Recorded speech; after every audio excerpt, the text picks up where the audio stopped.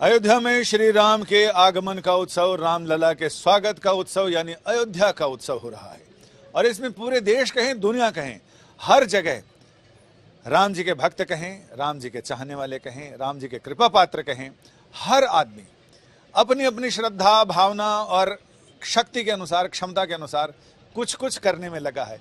ये कुछ कुछ बहुत कुछ कैसे हो जाता है, इस बारे में हम बात करते हैं। हर एक आदमी चाहता है कि इस सेतु निर्माण में, जो यहाँ से हमें अतीत की यात्रा कराता है, अपने जड़ों से जोड़ता है, इस अयोध्या रूपी सेतु के निर्माण में, पुनर्निर्माण में, पुनर्जागरण में, नवनिर्माण में अपना योगदान चाहे गिलहरी की तरह करे या फिर वो वानर सेना की तरह करे। हर एक आदमी जो जहाँ है वहीं से अपना कुछ योगदान करना चाहता है। हम यहाँ पहुँचे हैं, पीछे नटराज को देखकर आपको अंदाजा लग गया होगा। देश के और कहें तो अंतर्राष्ट्रीय स्तर के जाने माने मूर्तिकार नरेश कुमावत जी हमारे साथ हैं। इनसे हम बात करते हैं अयोध्या के उत्सव को लेकर। नरेश जी, आपकी क्या योजनाएं हैं और किन योजनाओं पे काम चल रहा है? जैसे कि आपने कहा कि गिलहरी से लेके हनुमान जी तक का एक अभूतपूर्व योगदान भगवान राम की इस यात्रा में, भगवान राम के इस सफर में रहा है। और सभी का मैं सुंदरकांड की एक चौपाई से इसका करना चाहूँगा कि हनुमान तई परसाकर पूनी कीनी प्रणाम, राम काजु किए बिनु मोहे कहाँ विश्राम। तो सभी की यही मंशा होती है कि जितना कर दें उतना थोड़ा। मैं मूर्तिकार नरेश कुमावत प्रयासरत हूँ कि कहीं न कहीं मेरा भी योगदान इस अभूतपूर्व, इस लाइफ जीवन की एक अभूतपूर्व घटना में हमारा भी एक योगदान। नरेश जी, आपने ऐसे तो मतलब हजारों मूर्तियों को आकार दिया है, उनको गढ़ा है। भगवान को गढ़ना, बाकी अन्य आपने बहुत सारे शहीदों की मूर्तियां बनाई, देवी देवताओं की बनाई, राजनेताओं की बनाई। ईश्वर को गढ़ना, ये कैसे बाकी मूर्तियों से अलग रहता है? देखिए, भारतीय मूर्तिकला का इतिहास बहुत पुराना रहा है। मैं कहूँगा कि 400वीं सदी से लेके अजंता अलोरा की मैं बात कर रहा हूँ। उससे पहले अगर मोहनजोदाड़ो की हम बात करें, वहाँ से लेकर के आज तक के युग में तरह तरह के मूर्तिकार पैदा हुए हैं। हिंदुस्तान की एक सभ्यता रही है, प्राचीन सभ्यता रही है, जिसमें हम भारतीय मूर्तिकला को एक पारंपरिक तरीके से आगे लेके जाते हैं, जिसके अंदर दिव्यता और सौम्यता का बहुत ख्याल रखा जाता है। किसी भी मूर्ति को सौम्य और दिव्य रूप देने के लिए उसके नक्षत्र का बहुत ख्याल रखना होता है। पुख नक्षत्र में जिस भी मूर्ति का कार्य हम शुरू करते हैं, वहाँ हम उसको लेके जाते हैं डिवाइन ब्यूटी तक। उसी डिवाइन ब्यूटी को देख करके हमें प्रेरणा मिलती है, इंस्पिरेशन मिलता है, जिसे हम पूजते हैं। जब पूजते हैं तो हम एनरिच होते हैं, समृद्ध होते हैं। यही मूर्तिकला का ज्ञान है। तो गुरु पुष्य नक्षत्र ऐसे भी ज्योतिष में उसका बहुत महत्व है। और कोई भी नई चीज, शुभ चीज अगर शुरू करें तो जैसे बच्चों को भी गुरु पुष्य नक्षत्र में लोग स्वर्ण भस्म और स्वर्ण का प्राशन कराते हैं, स्वर्ण प्राशन कराते हैं।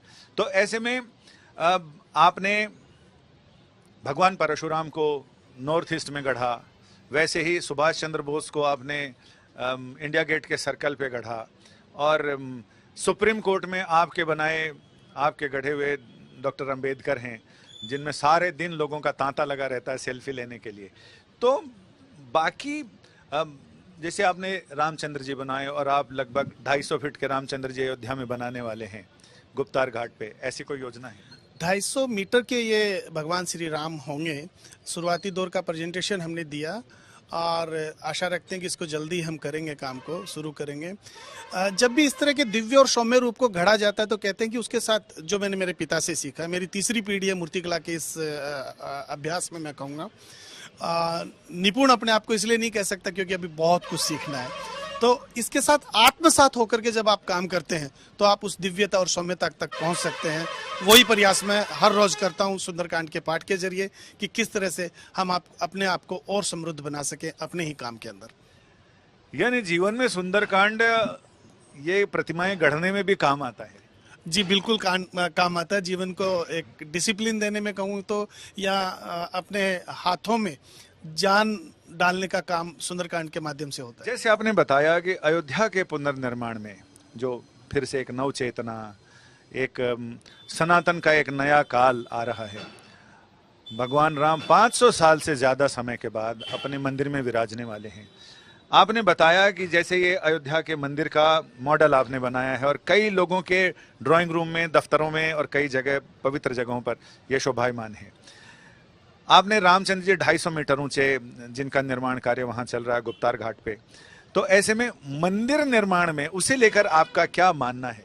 देखिए, जब शुरुआती दौर में मुझे ये सौभाग्य मिला कि राम मंदिर के कुछ प्रोटोटाइप्स बनाए जाएं, जिन्हें धन संग्रह के लिए काम में लिया गया था, जगह जगह डिस्ट्रीब्यूट किया गया था, तो हमने जो इस मंदिर के मूल आर्किटेक्ट हैं सोमपुरा साहब, उनसे इसका डिजिटल मॉडल लिया, उसके बाद उसका 3D प्रिंट बनाया और फिर उस तरह के सांचे में डाल करके काफ़ी सारे मॉडल बनाए और जो देश और विदेश में काफ़ी जगह मैंने वितरित किए, लोगों को दिए और सौभाग्य मिला कि मैं कर पाया उस पर। कभी आपकी ऐसी इच्छा होती है कि जो मंदिर भव्य और दिव्य बन रहा है उसमें भी आपका कुछ योगदान हो? कभी ऐसा मन में आया कि वहां भी कुछ अगर अपनी सेवा हो जाती तो? अटूट संयोग है ये, और मैं अपने आप को सौभाग्यशाली मानूंगा जब मैं इस मंदिर के इनर परकोटा में या आउटर पर प्लिंथ लेवल पे कुछ अपने काम लगा सकूंगा।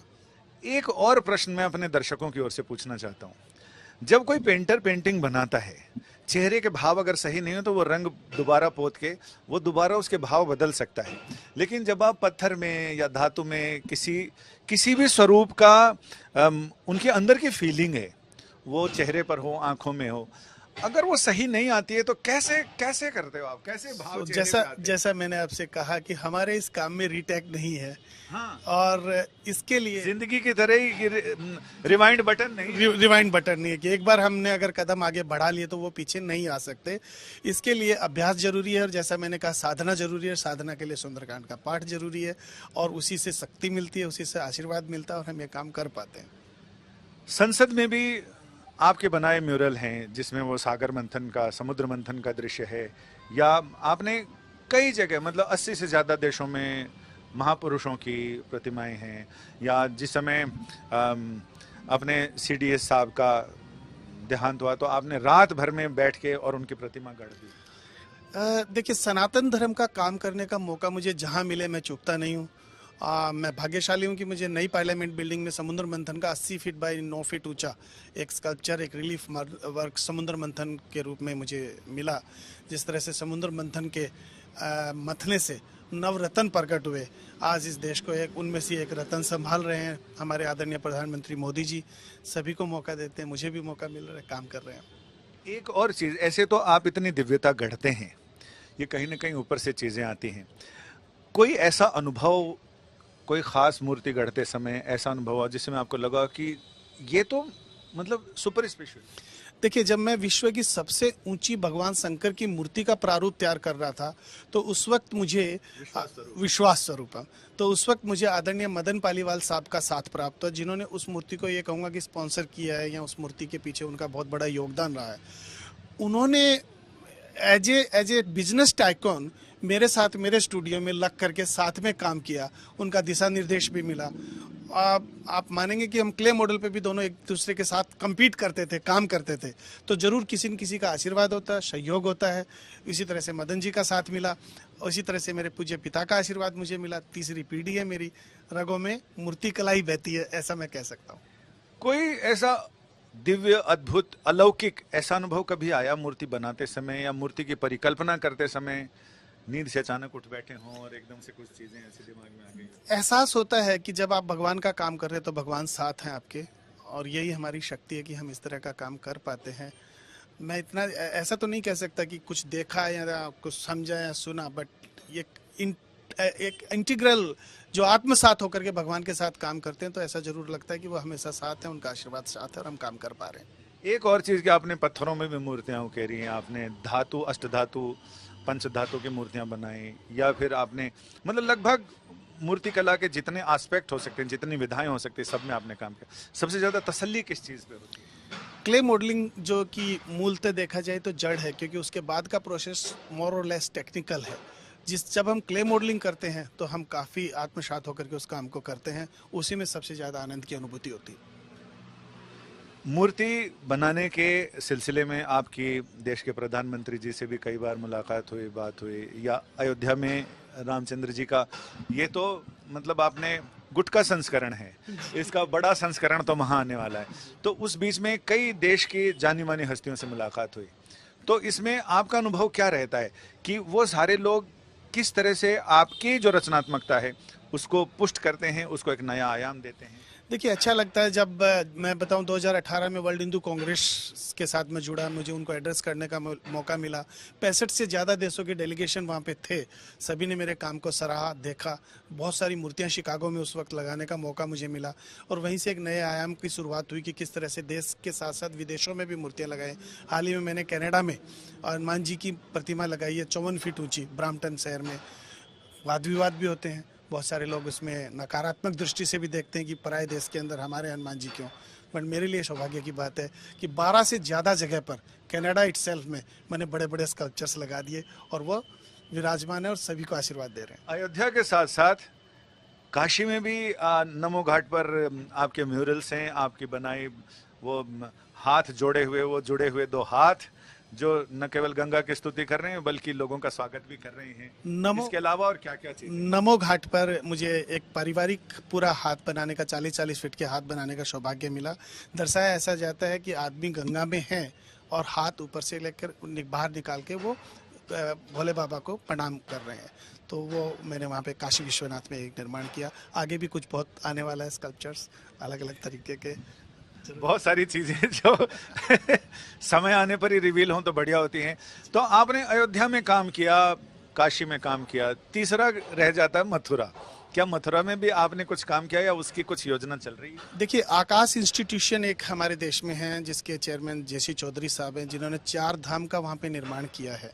जेसी चौधरी साहब के सानिध्य में मैं वहाँ पे 4 धाम में से 3 धाम का निर्माण मैं कर रहा हूँ। शनि धाम, कृष्ण धाम और शिव धाम। माँ वैष्णो देवी धाम वहाँ पे एग्जिस्ट कर रहा है। तो ये एक बहुत बड़ी परियोजना हमारी वहाँ चल रही है, जहाँ 165 फीट ऊंची भगवान की ध्यान मुद्रा की मूर्ति का निर्माण कार्य चल रहा है, जो शीघ्र ही पूरा होने जा रहा है। आप सब देखेंगे, अच्छा लगेगा। आपने कभी सोचा कि पूरी रामलीला को या राम जी के पूरे वृत्त को अलग अलग अंदाज और आयामों में गढ़ा जाए? क्योंकि हमने स्टूडियो में देखा कि हनुमान जी अलग अलग आकार, प्रकार, अदाओं में, रंग रूप में और अलग अलग मूड्स में दिखाई पड़ते हैं। क्या आपने रामचंद्र जी के लिए भी ऐसा कुछ प्लान किया है? वृत्त चित्रों के माध्यम से बहुत सारी लीलाएं हमने राम जी की बनाई हैं। पिलानी में एक पंचवटी पार्क है जहां भगवान राम की जीवन पर पूरे तरह के 3 डायमेंशनल स्कल्पचर्स हमने बनाए हैं। मेरे पूज्य पिताजी ने वो स्कल्पचर्स बनाए। आगे मैं भी बहुत सारे काम इसी तरह के कर रहा हूँ, समय आने पे आपके साथ जरूर साझा करूँगा। आपने उन 75 अनसंग हीरो 75वीं सालगिरह अमृत महोत्सव, अमृत वर्ष में आपने वो भी बनाए हैं, उसकी क्या योजना? ऐसी आशा है कि अमृत वाटिका में आने वाले रिपब्लिक डे पर वो 75 शहीदों के स्कल्पचर्स जो नेशनल हीरो रहे हैं हमारे, लगाए जाएंगे और आप सभी देख पाएंगे उसको। अयोध्या को लेकर आपकी क्या तैयारियां? Final question. अयोध्या को जनवरी 2024 यानी 24 में 24 क्या? देखिए, 22 जनवरी 2024 को अगर दर्शन करने का सौभाग्य मिलता है तो ठीक है, वरना उसके अगले रोज या उससे अगले रोज कभी कभी दर्शन करेंगे और वहाँ पे जो भी मुझसे बन पड़ेगा सहयोग करेंगे काम में। यानी सहयोग करेंगे, ये बड़ी बात है और हर एक भारतवासी ये सोच रहा है। मुंबई से एक मुस्लिम युवती चली हैं, उनका ये कहना है कि वो सनातनी मुस्लिम हैं और वो वहाँ रामचंद्र जी के दर्शन करना चाहती हैं, रामलला के दर्शन करना चाहती हैं। ऐसे ही नॉर्थ ईस्ट से कई युवक चले हैं जो 22 जनवरी तक पहुंचने की, अयोध्या पहुंचने की कामना रखते हैं। अब वो पहुंचते हैं या नहीं पहुंचते हैं, लेकिन उनकी यात्रा शुरू हो चुकी है। यात्रा शुरू करना सबसे बड़ी बात है। एक बार जब आप यात्रा शुरू करते हैं तो आप मंजिल तक भी पहुंचते हैं, क्योंकि फिर यात्रा आपकी नहीं, फिर यात्रा उसकी होती है जिसके निमित्त, जिसके लिए आप यात्रा शुरू करते हैं। तो कुल मिलाकर बहुत सारे लोग 22 जनवरी का इंतजार कर रहे हैं। बहुत सारे लोगों की यात्रा शुरू होगी और बहुत सारे लोगों की यात्रा पूर्ण होगी उस दिन, और ये 500 साल की जो संघर्ष यात्रा है ये तो अवश्य पूर्ण होगी। कैमरामैन अंकित जैन के साथ संजय शर्मा, मानेसर, आज तक।